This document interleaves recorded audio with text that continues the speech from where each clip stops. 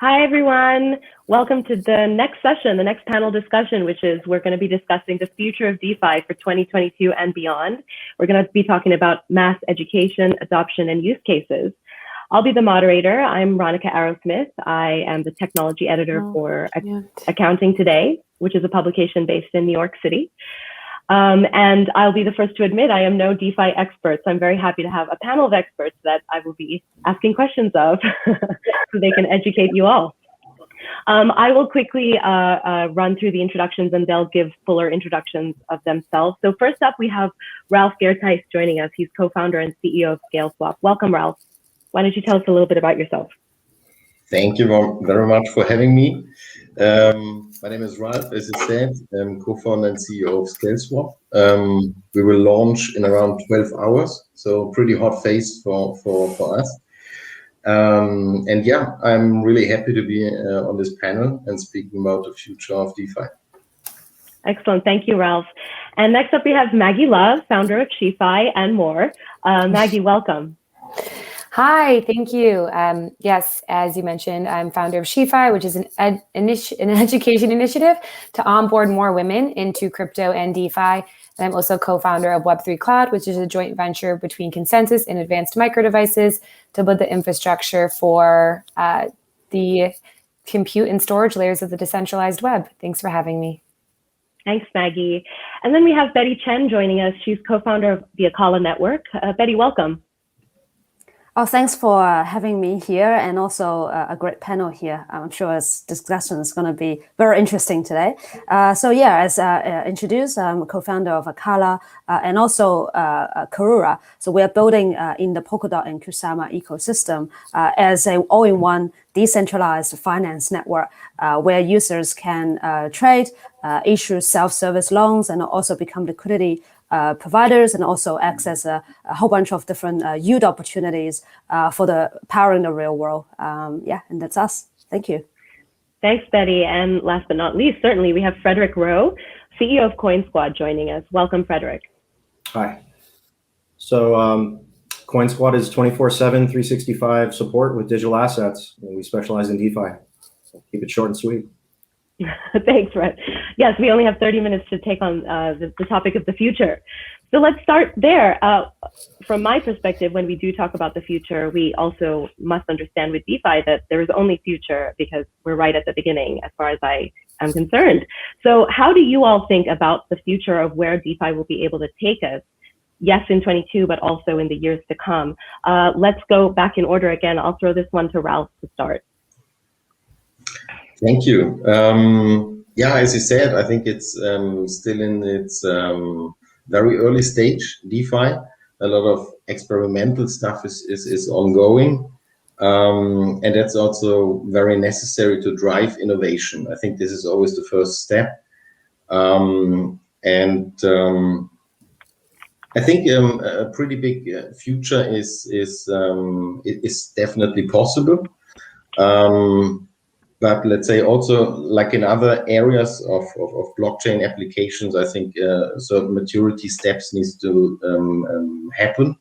So on the one hand, in the area of security, UI, UX, but also from regulatory side. And I think if these mechanisms take place, it can also have its place, let's say, in everyone's daily life. Right, daily life, yeah. Maggie, I'll go to you now. Do you have anything to add? Yes, I think it's exciting to see all the improvements in the DeFi like user experience. So I've been in this space since 2017, and at first it seems a little uncomfortable to download a Web3 wallet and send your first transaction to like a string of numbers. But I think after that, after you get through that first comfortable phase, then just logging in with a wallet to any app and now cross-chain. So we're seeing DeFi exist on other chains outside of Ethereum and all those rails being built into wallets. I think we're going to see a lot more adoption. So once you get past that, people realize how easy it is to actually just log into a DeFi app. And so I think that we're going to continue to see these improvements, and we've made so much progress, and I'm looking forward to seeing more. Thanks, Maggie. Bette, what do you think about the future and what DeFi will bring us in the years to come? Yeah, I think at a macro level, I'll say something bold here. Like, I think first of all, Bitcoin is probably going to be the global reserve, or at least one of the strong contender of it. And then on top of that, DeFi happens on a layer where you can program finance in a very open and transparent way. And also, I think DeFi or decentralized finance is, if not replacing, it will at least disrupt the current very closed financial system as well as banking system. No different from what internet has done to many other industries. It's probably only just time where DeFi is going to be the very base layer of all the financial world that we've been building on top of it. And it probably also going to get to a point where it's really opaque. So end users, I mean my parents or my friends, would not necessarily realize their everyday transaction is not powered by Swift anymore. It's going to be powered by DeFi. And there are many opportunities also open to them to access either credit or various different financial yield opportunity. I say that not looking too far ahead. I say that from a point of view as I'm actually a builder, so I'm an entrepreneur that has been building the DeFi platform for the last 2 years. And then one thing that we started to have is this collaboration between Web 2 and Web 3, FinTech and DeFi. And then we kind of coined this new trend as Hyfi, so hybrid finance, where we, as a DeFi platform, we're serving as the pipes and the infrastructure, where many of the CeFi counterparts, where they serve specific jurisdiction and they are, compliant, regulated, and they can serve the end users. And we kind of connect the two routes or ramps together and be able to actually serve folks like my parents and use the sort of the DeFi instruments, do their daily grocery shopping without exposing to the whole complexity of what I've been building and couldn't actually explain what I do to them. But hopefully, they will be able to actually enjoy the fruit of work from us using similar interface like a card or some apps that they are familiar with, but are able to, bring the DeFi to everyday use. So yeah, so that's me. Thanks. Thank you, Bette. I have some follow-up questions, but I'll get back to you. Frederick, I don't want to leave you hanging too long. What do you think about the future of DeFi? Well, I think we're in our beginning stages, but that beginning stage is going to blossom into something beautiful. I really compare DeFi to the traditional IT space when cloud computing came into the picture in 2006 and really changed the game. And it gave a lot of opportunities for people that didn't have them normally. I look at certain things and aspects of like barriers that everybody has to get through with like fundraising and stuff like that for startups. And I look at Ralph's startup with Scale Swap and giving the ability for everybody to raise money, based upon certain aspects, and vetting. But these abilities weren't available before, and this is just going to completely change the game of when you get an idea that pops in your head that you can actually go and make it happen. It's physical at that point. It's not just dreaming; it's a reality. So, thank you. Bette, I want to go back to something you said. You mentioned about holding power, financial power. It won't be the Swiss, it'll be DeFi. Do you have any comments on who that power can move to in the future as DeFi takes over in the way that you're envisioning? To the people. Who? To the people. Yeah. To the people. Yeah, in short. I'm sure others would chimp in on that. Yeah. Does anybody have any comment on the question I followed up with, or? Yes. I think that's quite succinct. Yes, I think so what we were seeing in the traditional financial world is sort of, if you didn't go into traditional banking right after school, you're sort of left out of this walled garden where it's not only like your career, but you have access to information and people for the rest of your life on certain wealth building opportunities. And what we're seeing with DeFi is totally disrupting that, where everybody can see what projects are out there, people can test them, they can decide to invest in them. There's no credit scores, there's no KYC, there's no insider game. So, and in crypto, a lot too, people who are influencers share projects that they think are interesting. So I think we're seeing a much more open world and opportunities to build wealth by sharing that information rather than keeping it for a certain class, for a certain education, for a certain, you got into the traditional financial banking world club. And like we were saying with being able to have an idea and bring it to life, but with new funding mechanisms, crypto and like Ethereum has disrupted that forever. And obviously other chains are doing it too. So I'm really excited about wealth and the opportunity to build wealth, to be in the hands of many people who have cell phones, who have access to the internet, can do some research, and then, programs that help people find opportunities that, make the most sense. So hopefully we're moving away from like wealth being held just in the few, and this opportunity being way more widespread, and not even just wealth, but as Bette was mentioning, like just access to financial services running all on top of this infrastructure. So that is what I am most excited about. There I go, muting myself. Yes, the classic modern day problem. Gentlemen, do you have anything to add about who will hold the power, or do you think we could move on to the next question? Feel free to add. My point of view, the first comment was also the right one, the people. I'm also looking forward to the real conjunction of decentralized organizations and DeFi.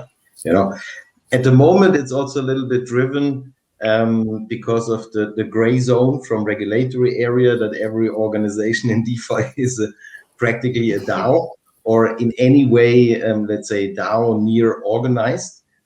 But this shouldn't be a necessity, let's say, from driven from regulatory side. I see there a huge potential in real decentralized governance. And there is also important to have an according framework where you can also act and really govern.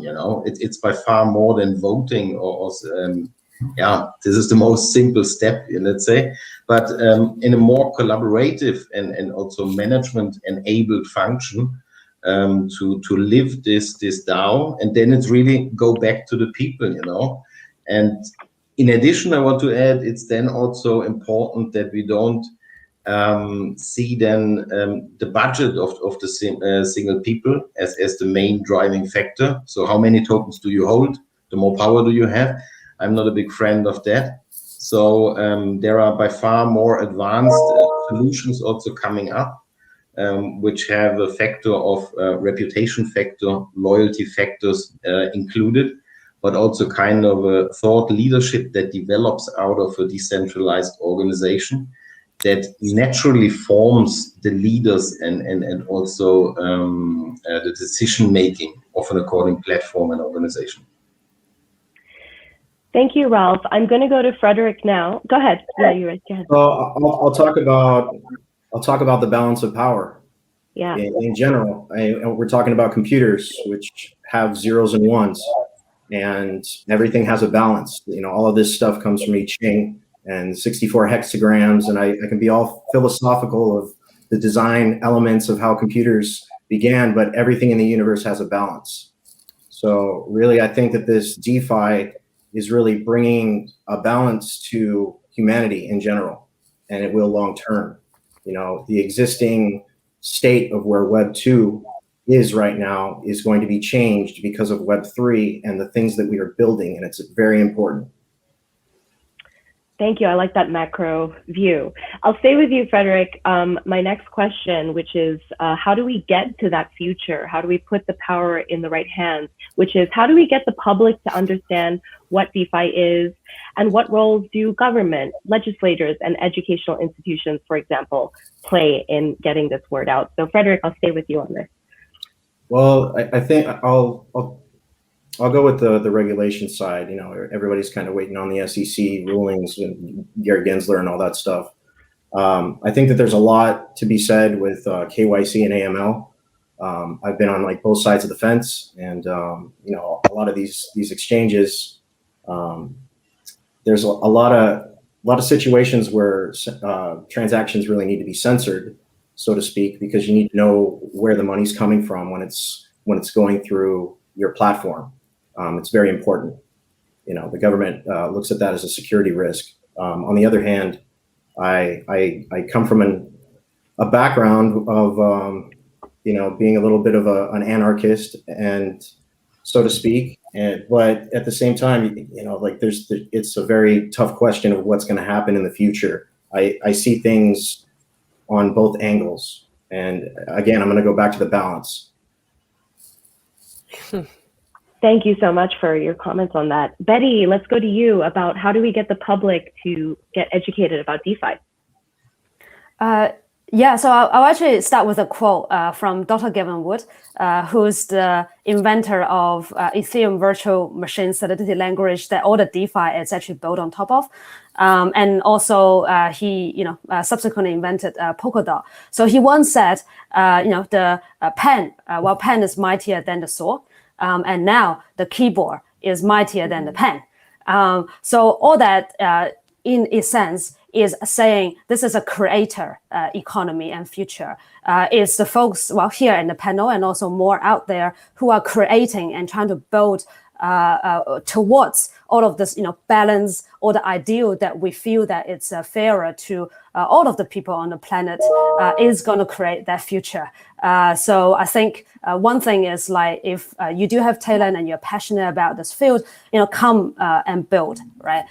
So that's why I become an entrepreneur 2 or 3 years ago. So I think that's one thing. And then the second thing is I think we shouldn't expect everyday person will have a very deep understanding of cryptography and also how the private and public keywords works. I think that's part of being a builder, whether you're actually a programmer or more on the side of education or regulator side of it. It doesn't matter because we are here to actually create a product end to end so that most people, they don't need to be like an engineer to be able to use all the benefits that can be brought about by blockchain. So I think those are probably some of the stuff that folks that have been collaborating with. They all come from different areas. There's some educators, there's some developers. There's also more and more product people coming into the place, UX designers, as well as the fundamental layer of blockchain. Because while we are, anticipating what's happening in the future, we have to remember this is also at the same time a technological evolution. When we are still in a dial-up stage, regardless how we feel Netflix is so cool, you can never stream with that. So we are still at a stage of upgrading our internet from dial-up to actual broadband, probably fiber next. We're still at that stage. So so I think it takes a lot of effort, a lot of manpower, talents to do that. I think same as a regulation side of it, because I'm in DeFi, it actually affects us a lot in terms of regulatory clarity. But at the same time,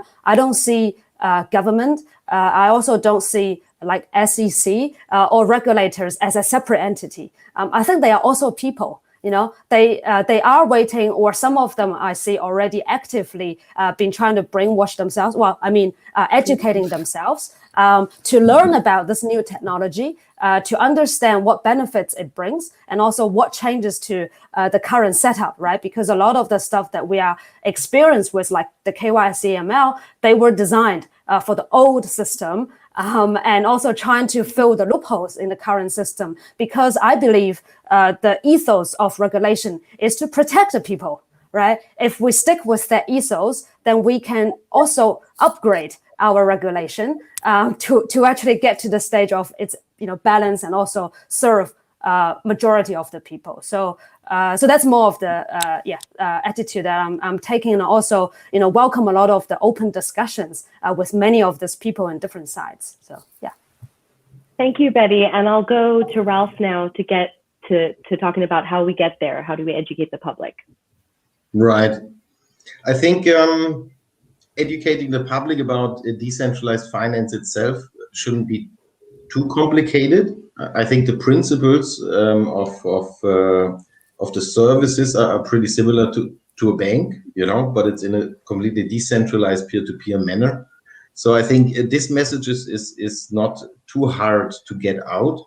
But if they want to use DeFi, I think there's a lot of education still necessary, because the platforms you still need to have a wallet, you know, you need to deal with, I don't know, certain, security measurements, you know, your private key and whatever. You can send funds somewhere wrongly and it's gone, you know.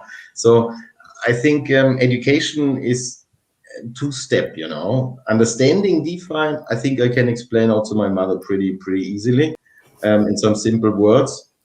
But explaining how to use a DeFi, most of the DeFi platforms, maybe not. So there is, I think, this is still quite a challenge.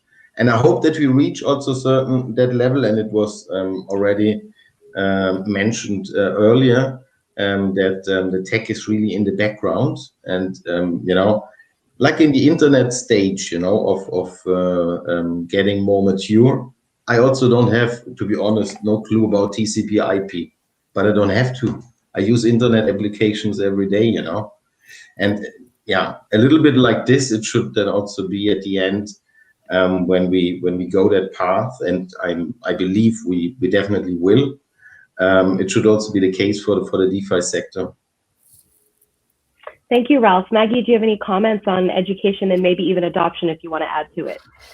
Yes, so I spend a lot of my free time educating and figuring out how to make what I say crypto relatable. So Hyfi, what I do is I have a cohort of women and we go over the big topical areas, and usually I'll highlight a project that relates to that area.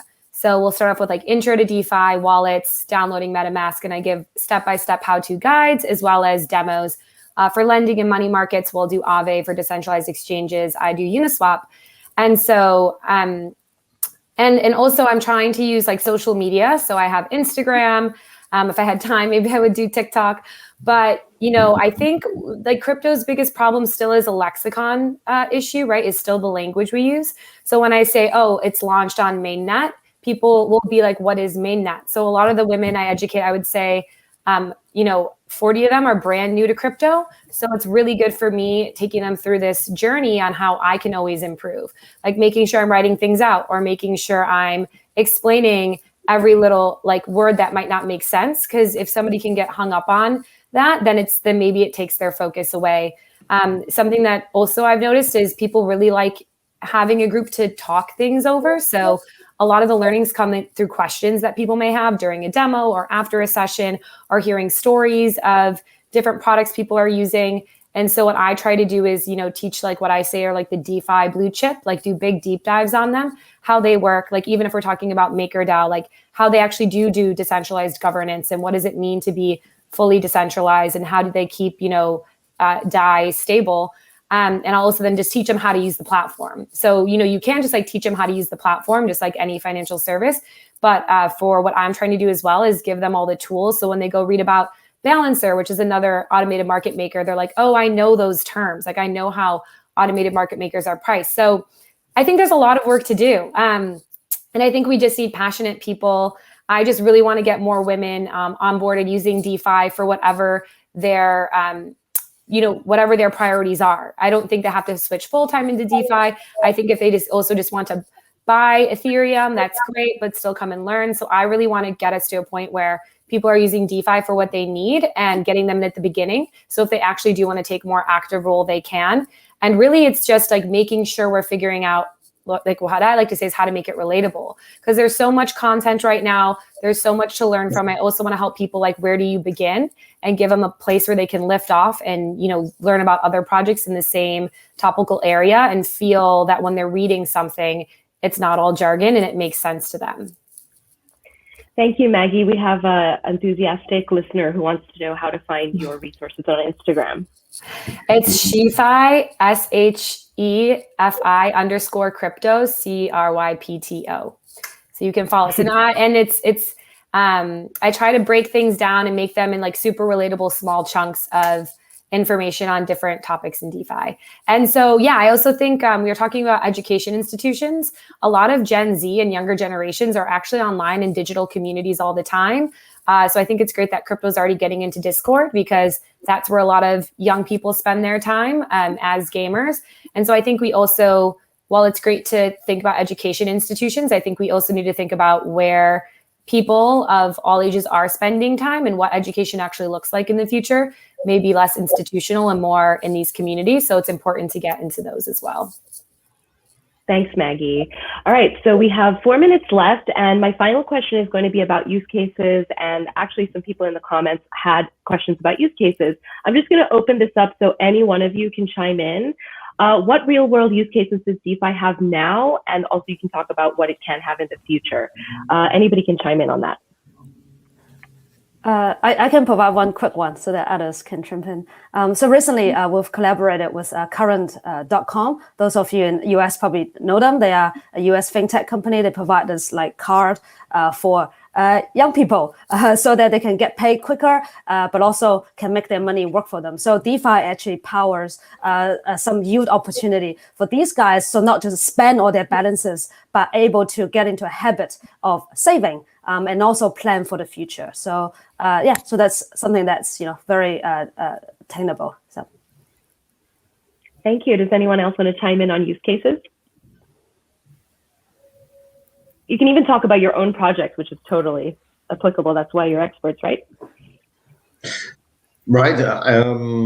One use case, ideal launchpad. So also for the ones that are not so familiar, maybe like a Kickstarter for blockchain-based projects, where the public can also invest small chunks, let's say, into high potential fresh startups that are on a good path. This is also a journey, At the moment, these kind of launchpads have also quite a closed circle of community. But this is also one of our goals at ScaleSwap, that we make that broader, a little bit more sustainable, and also less market dependent. As everyone saw that is familiar with the space, let's say, IDOs are very sensitive to market, more than, let's say, larger coins. So it's a big target of us to make that also more sustainable, make it also accessible, let's say, to a broader audience, and also from an educational level to make it understandable for the crowd. So yeah, definitely a big mission to go. But first we need to have a good launch. Thank you. I think we have time for one more comment if Maggie or Frederick want to talk about any use cases they'd like to hit on. Well, I just think in general, I mean, that it's such a generalized question, because DeFi is going to affect every single market. Like, I'll just pick one, for example, the music industry and the art industry, anybody that's doing anything artistic or creative. Like, in the past 10 years, there's been a lot of roadblocks with making money and a lot of intermediaries in the middle of that. And these are going to remove the friction throughout those industries so that people get paid properly and they have other opportunities available. All right. Well, thank you, everyone. Maggie, did you have any last words to share with our audience? I +1 Frederic. DeFi is coming for all financial services and doing a lot to help smaller creators and creatives, take back ownership of a lot of their financial opportunities as well. So I'm super excited. Thank you so much. Thank you, Maggie, Bette, Ralf, and Frederick for joining us today. That was a great discussion. And thank you to the attendees for being here. And please enjoy the rest of the session. Thank you.